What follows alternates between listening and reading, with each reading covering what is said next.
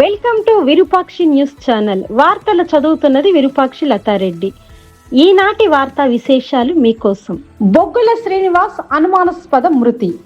తెలంగాణలోని ఖమ్మం జిల్లా కూసుమంచి మండలం పాలేరు రిజర్వాయర్లో శనివారం ఉదయం జరిగిన ఘటనలో ప్రముఖ రచయిత యూట్యూబర్ బొగ్గుల శ్రీనివాస్ అనుమానాస్పద స్థితిలో మృతి చెందారు. ఇకపోతే ఈ ఘటన వివరాలు ఇలా ఉన్నాయి. ఉదయం 7:30 సమయంలో ఏపీ 16 DP 2345 నంబర్ కారు రిజర్వాయర్లోకి దూసుకెళ్లిందని, వెనక సీటులో కూర్చున్న శ్రీనివాస్ మృతి చెందగా డ్రైవింగ్ చేస్తున్న వ్యక్తి బయటకు వచ్చి నాయకన్ గూడెం వైపు వెళ్లిపోయినట్లుగా స్థానికులు తెలిపారు.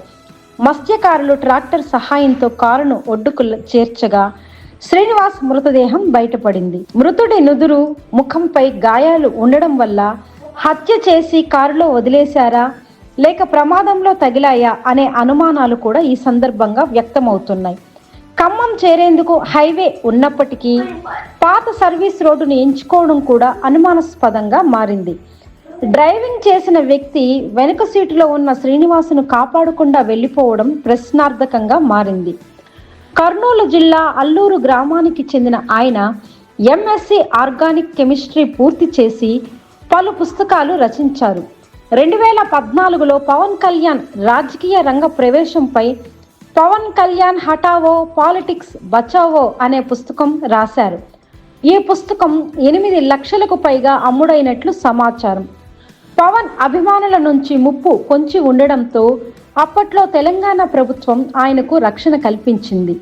ఖమ్మం రూరల్ ఏసీపీ ఘటనా స్థలిని పరిశీలించారు. టోల్ ప్లాజా సీసీ కెమెరా ఫుటేజీల ద్వారా కారు నెంబర్ ఆధారంగా విచారణ కొనసాగుతుంది. మృతదేహం ప్రస్తుతం నేలకొండపల్లి ఆసుపత్రి మార్చురీలో ఉంది. శ్రీనివాస్ స్నేహితులు ఇది ముమ్మాటికి హత్య అని, పోలీసులు హంతకులను గుర్తించి కఠినంగా శిక్షించాలని కోరుతున్నారు.